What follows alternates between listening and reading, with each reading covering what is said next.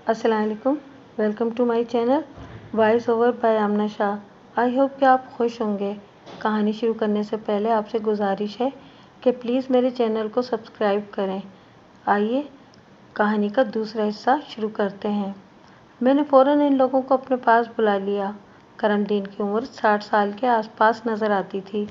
वो गहरे सांवले रंग का मालिक एक दराज कामत शख्स था। उसके सर और दाढ़ी के बाल सफ़ेद हो चुके थे। उसके बदन की मजबूती इस बात की गवाही देती थी कि इसकी जवानी और अधेड़ उम्र मेहनत और मशक्क़त में गुजरी थी। ताहम इन लम्हात में वो बुरी तरह टूटा हुआ नज़र आता था। बेटे की हलाकत की इत्तला ने इसको बुरी तरह मुतासिर किया था। आयशा बीवी 55 के पेठे में दिखाई देती थी। वो पस्ता कामत और फरबा अंदाम औरत थी। वो शक्ल ही से तेज़ तर्रार और होशियार लगती थी। नरगिस के खदोखाल में बड़ी हद तक आयशा का अक्स झलकता था। मैंने हनीफ को कमरे से बाहर जाने का इशारा किया और करमदीन और आयशा बीवी को बैठने के लिए कहा। उन्होंने मेरी पेशकश के मुताबिक अमल किया और कुर्सी पर बैठते ही करमदीन इमदाद तलब अंदाज में मेरी तरफ देखने लगा। मैंने नहायती जामे और मुख्तसर अल्फाज में इन्हें मकतूल और नरगिस की मुरीद के में आमद, रिहाइश और इस अंधोनाक वाक़ये के बारे में बताया। इधर मेरी बात ख़त्म हुई, उधर करमदीन फट पड़ा। थानेदार साहब, ये क्या गज़ब हो गया, वो रुहासी आवाज़ में बोला। एक हफ्ता पहले तो फरीद अच्छा खासा लाहौर गया था। इसे तकदीर मुरीद के कैसे खींच लाई और किस बदबख्त ने मेरे बच्चे का खून किया है। वो चूँकि बेहद परेशान था, लिहाजा एक ही सांस में बोलता चला गया। मैंने बड़े तहम्मुल से उसकी बात सुनी और उसके खामोश होने पर कहा, मैं भी इसी बदबख्त की तलाश में हूँ जिसने तुम्हारे बेटे की जान ली है, और इस सिलसिले में मुझे आप दोनों के भरपूर ताउन की ज़रूरत है। बात ख़त्म करते ही मैंने बारी बारी अपने सामने बैठे हुए करमदीन और आयशा बीवी को देखा। मेरी तो कुछ समझ में नहीं आ रहा कि नरगिस ने क्यों घर छोड़ा। आयशा बीवी अपनी पेशानी पर हाथ मारते हुए बोली, इसकी तो मंगनी हो चुकी थी और 3-4 माह के बाद शादी होने वाली थी। पता नहीं वो किस तरह फरीद के बहकावे में आ गई। और 1 मिनट आयशा, करमदीन ने उंगली से इसकी तरफ इशारा करते हुए कदरे तेज़ लहजे में कहा, मेरे बेटे ने किसी को नहीं बहकाया। पूरा पिंड जानता है कि वो 2 तारीख को लाहौर गया था और तुम्हारी बेटी 4 तारीख को घर से गायब हुई है। तुम खामखा मेरे बेटे पर इल्ज़ाम लाने की कोशिश नहीं करो। मैं अपनी तरफ से कुछ नहीं कह रही हूँ करमदीन। आयशा ने घूर कर करमदीन की तरफ देखा। तुमने सुना नहीं, थानेदार ने थोड़ी देर पहले इन दोनों के बारे में क्या बताया है। वो मियाँ बीवी बनकर यहाँ रह रहे थे। इनके एक साथ पाए जाने का मतलब यही है कि वो बाकायदा किसी मंसूबाबंदी के तहत आगे पीछे गांव से निकले थे। हाय अल्लाह, मैं क्या करूं। वो बाकायदा सीना कुबी करने लगी। पता नहीं इस मरतूत ने मेरी बच्ची के साथ निकाह भी किया था या। खबरदार जो मेरे मरहूम बेटे को मरदूत कहा। करमदीन गुस्से से धाड़ा। इन दोनों ने निकाह किया था या नहीं, इससे भी ज़्यादा अहम मामला यह है कि मेरे बेटे को बड़ी बेदर्दी से कत्ल कर दिया गया है और तुम्हारी बेटी जाए वकुआ से गायब है। मुझे तो नरगिस पर ही शक है थानेदार साहब। आप रिपोर्ट लिखें जी। इससे पहले मेरी रिपोर्ट दर्ज करेंगे थानेदार साहब, आयशा ने तुरुश लहजे में कहा। करमदीन के बेटे ने मेरी मासूम बच्ची को बहला फुसला कर, बल्कि बहका कर घर से भागने पर मजबूर किया और फिर इसे कहीं गायब करके खुद कत्ल हो गया। मुझे मेरी बच्ची चाहिए जनाब। करमदीन जहाँ से भी पूरी करे। तुम्हारी मत मारी गई है आयशा बीवी, करमदीन लाल पीला होते हुए बोला। ये क्या बात कर दी तुमने कि फरीद ने तुम्हारी बेटी को गायब किया और खुद कत्ल हो गया। भला कोई अपनी मर्जी से भी कत्ल होता है। तुम अपनी बेटी के जुर्म पर पर्दा डालने के लिए ये उल्टी सीधी बातें क्यों कर रही हो। उल्टी सीधी बातें मैं नहीं कर रही करमदीन, वो एक एक लफ्ज़ पर जोर देते हुए बोली, बल्कि तुम्हारा दिमाग ख़राब हो गया है। बस, मैंने कड़क कर कहा। ये तुम लोगों ने क्या तमाशा लगा दिया है। ये थाना है, तुम्हारी खालाजान का घर नहीं। मेरे दबके ने खातिर खा असर दिखाया और वो खामोश होकर सहमी हुई नज़रों से मुझे तकने लगे। मैंने करमदीन की तरफ देखा और चुपते हुए लहजे में पूछा, तुम इस वक्त कहाँ बैठे हुए हो। जनाब, बोलझे हुए लहजे में बोला, मैं थाने में बैठा हूँ जी। और यहाँ का थानेदार कौन है। आप हैं जी थानेदार। बस, तो फिर थानेदारी भी मुझे ही करने दो, मैंने बुरा सा मुंह बनाते हुए कहा। तुम लोगों ने यहाँ आते ही मछली बाजार खोल दिया है, ये क्या तरीका है। माफ़ कर दें जनाब, मैं जज्बात में आ गया था। करमदीन नरम पड़ते हुए बोला, जवान बेटे की हलाकत ने मेरा दिमागी तवाज़ुन को गड़बड़ा कर रख दिया है। تمہارے بیٹے کی موت کا مجھے بھی گہرا صدمہ ہے۔ میں پہلی فرصت میں اس کے قاتل تک رسائی حاصل کرنا چاہتا ہوں، میں نے ہمدردی بھرے انداز میں کہا۔ تم لوگوں کو بھی اسی سلسلے میں یہاں بلایا ہے کہ اس کیس کو حل کرنے میں تم میری مدد کرو۔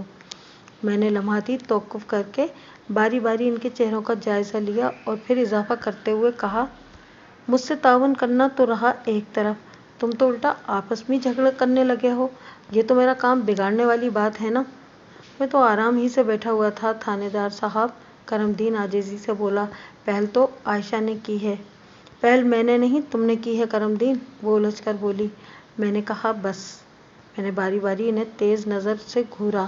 کس نے پہل کی ہے اور کس نے دوج، اس بحث میں مت پڑو، یہ پہل دوج کھیلنے کا وقت نہیں ہے۔ میں تم سے جتنی بات پوچھوں بس اس کا جواب دو، اور میں نے جملہ نامکمل چھوڑ کر ایک گہری سانس لی، پھر اپنی بات پوری کرتے ہوئے کہا، اور جب میں ایک سے بات کروں تو دوسرا بالکل چپ بیٹھے گا، بالکل خاموش۔ میری بات سمجھ میں آ رہی ہے نا؟ انہوں نے بڑی شرافت سے اس بات میں گردنیں ہلا دیں۔ میں کرم دین کی طرف متوجہ ہو گیا اور ٹھہرے ہوئے لہجے میں پوچھا، کیا یہ سچ ہے کہ تمہارا بیٹا فرید 2 اگست کو یہ بتا کر گھر سے نکلا تھا کہ وہ ہفتہ 10 دن کے لیے اپنی کسی دوست کے پاس لاہور جا رہا ہے؟ جی ہاں، حقیقت یہی ہے۔ اس کے بعد سے تمہیں اپنے بیٹے کی کوئی خیر خبر نہیں تھی؟ میں نے اس کی آنکھوں میں جھانکتے ہوئے کہا۔ کل جب میرے بندے نے تمہیں رتّا والی جا کر فرید کی المناک موت کے بارے میں آگاہ کیا تو تم پر غم کا آسمان ٹوٹ پڑا۔ میں ٹھیک کہہ رہا ہوں نا؟ جی آپ بالکل درست فرما رہے ہیں، وہ تائیدی انداز میں گردن ہلاتے ہوئے بولا۔ میں بتا نہیں سکتا کہ فرید کی ہلاکت کی خبر سن کر ہماری کیا حالت ہو گئی تھی۔ اس کی ماں کا تو رو رو کر برا حال ہے۔ ہماری تو دنیا ہی اجڑ گئی ہے تھانے دار صاحب۔ میں آپ لوگوں کے غم کا اندازہ لگا رہا ہوں، میں نے ہمدردانہ انداز میں کہا۔ پھر پوچھا، فرید لاہور میں اپنے جس دوست کے پاس گیا تھا اس کا نام عارف ہی ہے نا؟ میں نے جان بوجھ کر مقتول کے لاہوری دوست کا نام غلط بتایا تھا۔ کرم دین جلدی سے بولا، نہیں جناب، اس کا نام عرفان ہے۔ فرید کی عرفان سے کب اور کس طرح دوستی ہوئی تھی؟ میں نے بہت ہی دھیمے لہجے میں کرم دین کو کریدنا شروع کیا۔ ان کی دوستی تو بہت پرانی ہے جناب، بلکہ تھی، وہ افسردہ لہجے میں بولا۔ عرفان بھی رتّا والی کا ہی رہنے والا ہے۔ پچھلے 2 سال سے وہ روزگار کے سلسلے میں لاہور گیا ہوا ہے اور مہینے 2 مہینے میں وہ ایک آدھ بار گاؤں کا چکر لگا لیتا ہے۔ عرفان لاہور میں کیا کام کرتا ہے؟ میں نے پوچھا۔ اور اس نے رہائش وغیرہ کہاں رکھی ہوئی ہے؟ وہ لاہور میں ڈبل روٹی بنانے والی کسی فیکٹری میں کام کرتا ہے جو فیروز پور روڈ پر واقع ہے، کرم دین نے میرے سوال کے جواب میں بتایا، اور ادھر قریب ہی کسی آبادی میں اس نے کرائے پر مکان بھی لے رکھا ہے۔ کرم دین نے بعد میں مجھے بند اور ڈبل روٹی بنانے والی اس فیکٹری کا نام بھی بتایا تھا۔ باوجود میں نے وہ نام یہاں ظاہر نہیں کیا۔ میں نے کرم دین کی آنکھوں میں آنکھیں ڈال کر کہا، بس ایک آخری سوال، اور اس کا جواب بہت سوچ سمجھ کر دینا۔ تمہاری غلط بیانی تمہیں کوئی بہت بڑی مصیبت میں بھی مبتلا کر سکتی ہے۔ وہ چوکنا نظر سے مجھے دیکھتے ہوئے بولا، جی پوچھیں، میں نے اب تک آپ سے کوئی جھوٹ بولا ہے اور نہ ہی آئندہ ایسی کوئی حرکت کروں گا۔ میں نے ایک ایک لفظ پر زور دیتے ہوئے پوچھا، کیا تمہارے بیٹے فرید اور عائشہ بی وی کی بیٹی نرگس میں کوئی عشق و محبت کی کہانی چل رہی تھی؟ سوال ہی پیدا نہیں ہوتا تھانے دار صاحب، عائشہ چمک کر بولی۔ میں نے تم سے پوچھا ہے؟ میں نے اسے گھور کر دیکھا۔ جناب، چند ماہ کے بعد نرگس کی شادی ہونے والی تھی، وہ اکھڑے ہوئے لہجے میں بولی۔ وہ اس قسم کے کام میں کیسے ملوث ہو سکتی ہے؟ اور جہاں تک میں نے کہا تھا نا، جب تک میں خود نہ پوچھوں تم اپنی طرف سے کچھ نہیں بولو گی، میں نے غراہٹ آمیز انداز میں کہا۔ ٹھیک ہے جی، وہ برا سا منہ بناتے ہوئے بولی، اب میں کچھ نہیں بولوں گی۔ میں نے کرم دین کی طرف متوجہ ہوتے ہوئے کہا، ہاں بھائی، تم نے میرے سوال کا جواب نہیں دیا۔ وہ تھوک نگلتے ہوئے بولا، جی میرا خیال ہے فرید نرگس کو پسند کرتا تھا۔ کیا اس نے اپنی پسندیدگی کے بارے میں خود تمہیں بتایا تھا؟ مجھے تو نہیں بتایا تھا، لیکن اس سلسلے میں اس نے اپنی ماں سے ذکر کیا تھا، کرم دین نے جواب دیا۔ مجھے اپنی بیوی نصیب بیگم کی زبانی پتہ چلا تھا۔ کیا نرگس بھی اسے پسند کرتی تھی؟ میں نے سوال کیا۔ اس بارے میں کچھ نہیں جانتا جناب۔ تم اپنے بیٹے کے کسی دشمن کو تو جانتے ہوگے؟ دشمن؟ نہیں جناب، اس کا کوئی دشمن نہیں تھا، وہ جلدی سے بولا۔ وہ تو سب کو دوست بنا کر رکھتا تھا، بہت ہی ملنسار اور محبت کرنے والا تھا۔ کرم دین، میں نے اسے ٹھہرے ہوئے لہجے میں مخاطب کیا، انسان کے جہاں 10 دوست ہوتے ہیں، انہی خیر خواہوں میں کہیں ایک آدھ دشمن بھی چھپا ہوتا ہے۔ تم یہ کیسے کر سکتے ہو کہ مقتول کا کوئی دشمن نہیں تھا؟ جناب، میں جو جانتا تھا وہ آپ کو بتا دیا ہے، وہ بے بسی سے بولا۔ تمہارے خیال میں فرید کو کسی دوست نے موت کے گھاٹ اتارا ہوگا؟ میں نے کہا، یہ کام کوئی دوست نہیں بلکہ کوئی دشمن ہی کر سکتا ہے۔ لیکن جناب، وہ متذبذب انداز میں بولا، آپ نے تو بتایا کہ وہ اور نرگس یہاں میاں بیوی کی حیثیت سے رہ رہے تھے اور نرگس اب غائب ہے، تو کیا اس کا یہ مطلب ہے کہ… وہ جملے کو ادھورا چھوڑ کر سوالیہ نظر سے عائشہ بی بی کی طرف دیکھنے لگا۔ دیکھ لیں تھانے دار صاحب، عائشہ خاموش نہ رہ سکی اور شکایت بھرے لہجے میں مجھ سے کہا، یہ کرم دین تو ہاتھ دھو کر میری بچی کے پیچھے پڑ گیا ہے، یہ نرگس کو فرید کا قاتل سمجھ رہا ہے۔ کرم دین نے ایسی کوئی بات نہیں کی، بلکہ مجھے یہ شک ہے کہ فرید کی موت میں کسی نہ کسی زاویے سے نرگس ضرور ملوث ہے، یا کم از کم وہ قتل کی اس واردات کے بارے میں بہت کچھ جانتی ہے۔ میں نے لمحاتی توقف کر کے گہری سانس لی، پھر اپنی بات مکمل کرتے ہوئے کہا، مجھے اس بات کا یقین ہو گیا ہے کہ تم دونوں کا ایک جگہ موجود رہنا ٹھیک نہیں، اس لیے کرم دین، میں نے کرم دین کی طرف دیکھتے ہوئے کہا، تم باہر برآمدے میں جا کر بیٹھو، اگر تمہاری ضرورت محسوس ہوئی تو میں تمہیں اندر بلا لوں گا۔ اس نے فوراً میرے حکم کی تعمیل کی اور کمرے سے باہر چلا گیا۔ میں عائشہ بی بی کی طرف متوجہ ہو گیا اور گہری سنجیدگی سے کہا، دیکھو عائشہ، اس حقیقت کو تو دنیا کی کوئی طاقت جھٹلا نہیں سکتی کہ پچھلے 3-4 دن تمہاری بیٹی نرگس یہاں مقتول فرید کے ساتھ اس کی بیوی کی حیثیت سے رہ رہی تھی۔ اس کا واضح مطلب یہی ہے کہ فرید اسے زبردستی اغوا کر کے اپنے ساتھ نہیں لایا تھا، بلکہ اس کام میں نرگس کی مرضی پوری طرح شامل رہی ہوگی، اور اس مرضی کا میں بھی چشمدید گواہ ہوں۔ جی کیا؟ میری بات مکمل ہونے سے پہلے ہی وہ بول اٹھی، آپ نے ایسا کیا دیکھا تھا تھانے دار صاحب؟ 2 روز پہلے ایک رات جب انہیں کھلے عام نازیبہ حرکات کے الزام میں گرفتار کر کے تھانے لایا گیا تھا تو میں نے ان کا تفصیلی انٹرویو کیا تھا، میں نے بدستور سنجیدہ لہجے میں کہا۔ جبھی مجھے پتہ چلا تھا کہ وہ دونوں اپنی مرضی اور خواہش کے ساتھ ایک دوسرے کے ساتھ ہیں، وہ میاں بیوی تھے یا نہیں یہ ایک الگ بحث ہے، لہٰذا یہ خیال تو ذہن سے نکال دو کہ نرگس کو اس کی مرضی کے خلاف اغوا کیا گیا تھا۔ اب ہم فرید کے قتل کی طرف آتے ہیں۔ یہاں تک پہنچنے کے بعد میں نے ایک چھوٹا سا وقفہ لیا، پھر اپنی بات کو جاری رکھتے ہوئے کہا، وقوعہ کی رات حسب معمول مقتول اور تمہاری بیٹی نرگس اپنے کمرے میں سونے کے لیے گئے تھے، لیکن اگلی صبح اسی کمرے میں مقتول فرید کی لاش پائی گئی اور تمہاری بیٹی جائے وقوعہ سے غائب تھی۔ اس لیے لامحالہ نرگس کی طرف دھیان جاتا ہے کہ وہ کسی نہ کسی زاویے سے قتل کے راز میں ضرور شریک ہے۔ تمہاری عقل اس بارے میں کیا کہتی ہے عائشہ بی بی؟ میری عقل تو بالکل کام نہیں کر رہی تھانے دار صاحب، وہ اپنی پیشانی کو سہلاتے ہوئے بولی، ایک بار نرگس مل جائے تو میں اسی سے پوچھوں گی کہ یہ سارا چکر کیا ہے اور کس طرح پیش آیا ہے۔ مجھے بھی صرف اور صرف نرگس ہی کی تلاش ہے، میں نے ٹھہرے ہوئے لہجے میں کہا۔ مقتول فرید تو اس دنیا سے جا چکا، وہ واپس آ کر میرے کسی سوال کا جواب نہیں دے سکتا، لہٰذا میری ساری امیدیں اب تمہاری بیٹی نرگس ہی سے بندھی ہوئی ہیں، اس لیے میں پہلی فرصت میں اسے تلاش کرنے کی کوشش کر رہا ہوں۔ میں سانس درست کرنے کے لیے رکا، پھر گہری سنجیدگی سے پوچھا، عائشہ بی بی، تم اس سلسلے میں میری کیا مدد کر سکتی ہو؟ میں خود بھی یہی چاہتی ہوں کہ نرگس جلد از جلد مل جائے، وہ روحانسی آواز میں بولی، لیکن خدا گواہ ہے کہ میں اس کے بارے میں کچھ نہیں جانتی۔ اس بات کا مجھے بھی بخوبی اندازہ ہو گیا تھا کہ عائشہ بی بی اپنی بیٹی کی گمشدگی یا غیاب کے بارے میں کچھ نہیں جانتی تھی، اور اس حوالے سے میں اس پر کوئی دباؤ بھی نہیں ڈال رہا تھا۔ میں تو کسی ایسے سرے کی تلاش میں تھا جسے تھام کر میں قاتل تک رسائی حاصل کر سکوں، اور یہ سرا نرگس تک پہنچنے کے بعد ہی میرے ہاتھ آ سکتا تھا۔ میں دوبارہ عائشہ بی بی کی طرف متوجہ ہوا اور ٹھہرے ہوئے لہجے میں پوچھا، نرگس کا باپ تھانے کیوں نہیں آیا؟ اس نے تمہیں کیوں بھیج دیا ہے؟ جب سے نرگس گم ہوئی ہے یعقوب گہرے صدمے میں ہے، وہ ایک افسردہ سی سانس خارج کرتے ہوئے بولی، ہر وقت یہی دہراتا رہتا ہے کہ نرگس نے گھر سے باہر قدم نکال کر اس کی ناک کٹوا دی ہے۔ اس نے اپنے دوست کو جو زبان دے رکھی ہے اس کا کیا ہوگا؟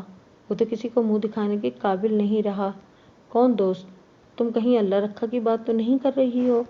میں نے کریدنے والے انداز میں پوچھا۔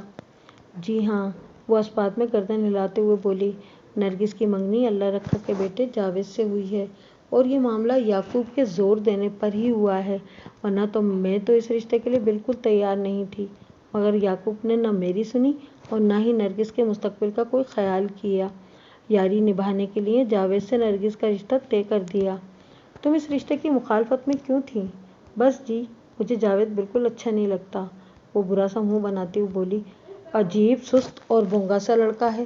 تو کیا تم کسی خاص بندے کے ساتھ نرگس کی شادی کرنا چاہتی تھی؟ نہیں جی، میرے ذہن میں کوئی خاص بندہ نہیں تھا، وہ عام سے لہجے میں بولی۔ کسی بھی معقول آدمی سے اس کی شادی ہو جاتی مگر جاوید سے نہیں۔ پتہ نہیں کیا بات ہے، جاوید کو دیکھتے ہی مجھے عجیب سا محسوس ہونے لگتا ہے۔ میں نے سنا ہے جاوید کی ماں شہناز بھی اس رشتے کے لیے تیار نہیں تھی۔ میں نے حنیف کی فراہم کردہ معلومات کی روشنی میں عائشہ کو ٹٹولا۔ اللہ رکھا نے زور زبردستی کر کے ہی یہ ناطہ جوڑا تھا۔ شہناز کے انکار کی وجہ نرگس کو ناپسند کرنا نہیں تھا، وہ ٹھوس انداز میں بولی، بلکہ اس کی نگاہ کسی اور پر لگی ہوئی تھی۔ میں نے بالکل انجان بنتے ہوئے کہا، اور کس پر؟ اپنی بہن آسیہ کی بیٹی عطیہ پر، وہ ناگواری سے بولی۔ وہ جاوید کی شادی عطیہ سے کرنا چاہتی تھی، لیکن اللہ رکھا اپنی سالی آسیہ کو سخت ناپسند کرتا ہے، اس لیے وہ عطیہ کو کسی بھی صورت اپنی بہو بنانے پر تیار نہیں تھا، لہٰذا اس نے نرگس کا رشتہ مانگ لیا۔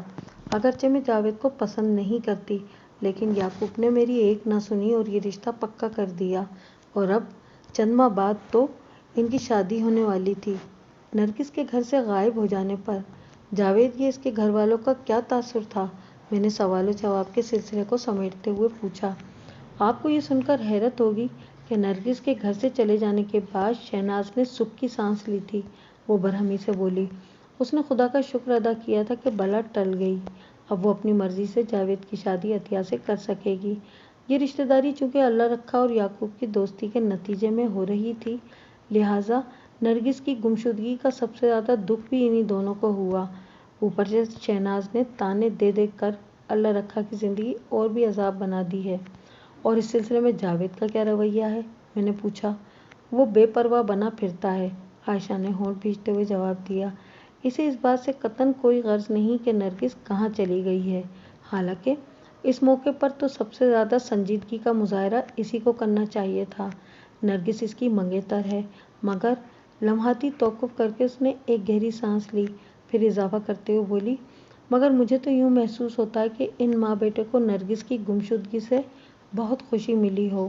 میرے سننے میں تو یہ بھی آیا ہے کہ شہناز اور جاوید لوگوں سے کہتے پھر رہے ہیں کہ ان کی طرف سے یہ رشتہ ختم ہی سمجھا جائے۔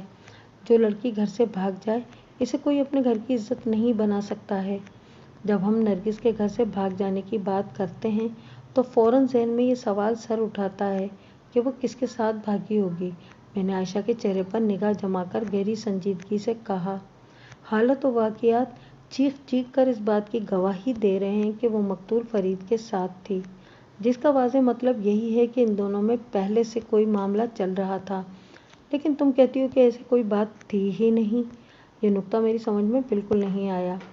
جناب، میں تو یہی جانتی ہوں کہ نرگس کا فرید کے ساتھ کوئی معاملہ نہیں تھا، وہ بے پرواہی سے کندھے اچکاتی ہوئی بولی، باقی دلوں کے حال تو اللہ ہی جانتا ہے۔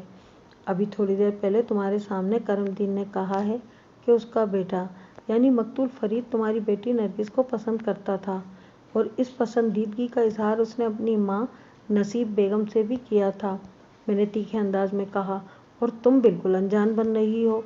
آپ جو بھی سمجھ لیں، وہ اکتاہٹ بھرے انداز میں بولی، جو سچ تھا وہ میں نے آپ کو بتا دیا۔ میں نے مزید دو چار سوالات کے بعد عائشہ بی بی کو فارغ کر دیا اور اسے باہر بھیج کر کرم دین کو اندر بلا لیا۔ وہ میرے سامنے آ کر بیٹھا اور امداد طلب نظروں سے مجھے دیکھنے لگا۔ میں نے گمبھیر انداز میں کہا، کرم دین، میں تمہارے دکھ درد میں برابر کا شریک ہوں، میں تمہارے بیٹے کو تو زندگی میں واپس نہیں لا سکتا، البتہ یہ میرا تم سے وعدہ ہے کہ بہت جلد اس کے قاتل کو گرفتار کر کے جیل میں سلاخوں کے پیچھے پہنچا دوں گا۔ کیا آپ کو کچھ پتہ چلا کہ فرید کو کس بدبخت نے موت کے گھاٹ اتارا ہے؟ اس نے زخمی لہجے میں مجھ سے پوچھا۔ سچی بات تو یہ کہ میں ابھی تک کسی حتمی نتیجے پر نہیں پہنچ سکا ہوں، میں نے صاف گوئی کا مظاہرہ کرتے ہوئے کہا، لیکن مجھے یقین ہے کہ جلد یا بدیر میں قاتل کی گردن ناپنے میں کامیاب ہو جاؤں گا۔ بس، میں نے توقف کیا، پھر سوچ میں ڈوبے ہوئے لہجے میں کہا، بس ایک بار مجھے نرگس کا سراغ مل جائے، پھر بات کا کام بہت آسان ہو جائے گا۔ میں بھی دعا کروں گا کہ آپ جلد سے جلد نرگس کو ڈھونڈنے میں کامیاب ہو جائیں، وہ قدرے مضبوط لہجے میں بولا۔ آمین، میں نے تہہ دل سے کہا، پھر اسے ہدایت کی کہ کرم دین اگر اس دوران میں تمہیں کوئی خاص بات پتہ چلے تو مجھے ضرور بتانا۔ قاتل کی تلاش کے سلسلے میں مجھے تمہارے تعاون کی اشد ضرورت ہے۔ جی، میں آپ کے حکم کی تعمیر کروں گا، وہ بڑی فرمانبرداری سے بولا۔ پھر منت ریز انداز میں پوچھا کہ فرید کی لاش کب تک اسپتال سے آ جائے گی؟ مجھے امید ہے کہ کل دوپہر تک پہنچ جائے گی، میں نے کہا۔ اس نے استفسار کیا کہ میں لاش وصول کرنے کے لیے کب آپ کے پاس آؤں؟ آخری جملہ ادا کرتے ہوئے اس کی آواز بھر آ گئی تھی۔ میں نے ہمدردانہ لہجے میں کہا، کرم دین، لاش وصول کرنے کے لیے تمہیں تھانے آنے کی ضرورت نہیں ہے۔ میں اپنی نگرانی میں عملے کے 2 افراد کو لاش کے ساتھ رتہ والی بھیجنے کا انتظام کر دوں گا۔ تم تدفین کا پروگرام عصر و مغرب کے درمیان رکھو تاکہ سارے مرحلے خوش اسلوبی سے نمٹ جائیں۔ میں نے ASI کو اپنے پاس بلایا اور اس کیس کے حوالے سے مختلف ہدایات دینے کے بعد کہا، عائشہ بی بی اور کرم دین کو واپس رتہ والی بھجوانے کا انتظام کرو۔ انہیں کسی قسم کی تکلیف نہیں ہونی چاہیے۔ اوکے سر، ASI نے فرش شناس لہجے میں کہا۔ میں مطمئن ہو گیا۔ اگلے روز دوپہر سے پہلے ہی مقتول فرید کی ڈیڈ باڈی ہاسپٹل سے واپس آ گئی۔ لاش کے ساتھ ہی پوسٹ مارٹم کی ابتدائی رپورٹ بھی موجود تھی۔ میں نے کاغذی کارروائی مکمل کرنے کے بعد لاش وصول کر لی اور اپنے کمرے میں بیٹھ کر مذکورہ رپورٹ کا مطالعہ کرنے لگا۔ اس رپورٹ کے مطابق مقتول فرید کی موت 7 اور 8 اگست کی درمیانی رات 1 اور 2 بجے کے درمیان واقع ہوئی تھی۔ رپورٹ میں اس امر کی جانب اشارہ کیا گیا تھا کہ موت کے وقت مقتول گہری بے ہوشی کی حالت میں تھا۔ اس میں کسی قسم کی مزاحمت کرنے کی سکت باقی نہیں تھی۔ تاہم موت کا واضح سبب وہی خطرناک قاتل خنجر تھا جو اس کے سینے میں پیوست ملا تھا۔ پوسٹ مارٹم کی رپورٹ کے ساتھ ہی کیمیکل ایگزامنر کی تفصیلی رپورٹ بھی منسلک تھی، جس میں بعض سنسنی خیز انکشاف کیے گئے تھے۔ مقتول کے معدے سے حاصل کیے گئے ایک نمونے میں بے ہوشی کی دوا کے آثار ملے تھے، یعنی وقوعہ کی رات اسے کھانے میں بے ہوشی کی دوا دی گئی تھی، جس کے زیر اثر وہ بے خبر اور گہری نیند میں چلا گیا تھا۔ لہٰذا جس قاتل نے بڑی بے رحمی سے اس کے سینے میں خنجر اتارا تو وہ اپنے بچاؤ کے لیے ہاتھ پاؤں کو حرکت میں بھی نہ لا سکا اور بغیر تڑپے پھڑکے اس نے موت کو گلے لگا لیا۔ پوسٹ مارٹم رپورٹ اور اس کے ساتھ منسلک ایک کیمیکل ایگزامنر کے تجزیے نے میرے بہت سے خدشات کی تصدیق کر دی۔ اب میں پورے یقین کے ساتھ یہ جان چکا تھا کہ فرید نے قتل ہوتے وقت کسی قسم کی مزاحمت کیوں نہیں کی تھی۔ نعمت بی بی کے تفصیلی بیان کی روشنی میں یہ بات سامنے آئی تھی کہ وقوعہ کی رات نرگس اپنا اور مقتول کا کھانا بیٹھک میں لے کر گئی تھی۔ دونوں مبینہ میاں بیوی نے رات کا کھانا ایک ساتھ بیٹھک میں بیٹھ کر کھایا تھا، پھر اندر سے کنڈی لگا کر سو گئے تھے۔ ان حالات میں ذہن اسی نتیجے پر پہنچتا تھا کہ نرگس نے رات کے کھانے میں کوئی زود اثر نشہ آور دوا ملا کر مقتول کو کھلا دی تھی، اور آدھی رات کے بعد جب اس نے دیکھا کہ مقتول بے خبری کی نیند میں پہنچ چکا ہے تو اس نے نہایت ہی سنگدلی سے ایک خوفناک خنجر مقتول کے سینے میں اتارا اور وہاں سے غائب ہو گئی۔ یہ سب کچھ سوچنا بہت آسان تھا اور بالکل منطقی بھی نظر آتا تھا، لیکن اس کے ساتھ ہی یہ تھیوری چند توجہ طلب سوالات کو بھی جنم دیتی تھی، اور ان سوالات کے تسلی بخش جوابات حاصل کیے بغیر کسی راسخ اور حتمی نتیجے پر پہنچنا ممکن نہیں تھا۔ یہ سوالات علل ترتیب کچھ یوں تھے: اگر نرگس مقتول کو پسند کرتی تھی اور اس کی خاطر گھر چھوڑ آئی تھی تو پھر وہ اسے قتل کر کے غائب کہاں ہو جائے گی؟ اگر ان دونوں کے بیچ کوئی سنجیدہ تعلق نہیں تھا اور نرگس کسی بھی بنا پر مقتول کی جان کی دشمن تھی تو پھر وہ اپنے ایک دشمن کی ایما پر گھر سے کیوں بھاگی؟ اگر اس تمام تر خطرناک کھیل میں کوئی تیسرا شخص بھی ملوث تھا تو وہ کون تھا؟ وہ صرف مقتول کا دشمن تھا یا پھر نرگس کی مدد سے اس کی دوستی تھی؟ کیا اس نامعلوم شخص کی مدد سے نرگس نے یا نرگس کی مدد سے اس نامعلوم شخص نے فرید کو ٹھکانے لگایا تھا؟ اگر مذکورہ نامعلوم شخص اور نرگس اندر سے آپس میں ملے ہوئے تھے تو پھر یہ دونوں اب کہاں تھے؟ یہ تمام تر اور ان سے ملتے جلتے متعدد سوالات نے میرے ذہن کو بری طرح الجھا کر رکھ دیا تھا، اور سرِ دست میں اس نتیجے پر پہنچا تھا کہ جب تک نرگس ہاتھ نہیں آئے گی اس کیس کا اونٹ کسی مناسب کروٹ نہیں بیٹھ سکے گا۔ لیکن پھر یہ سوال مجھے ایک بند گلی میں لا کھڑا کرتا تھا کہ میں نرگس کو کہاں تلاش کروں۔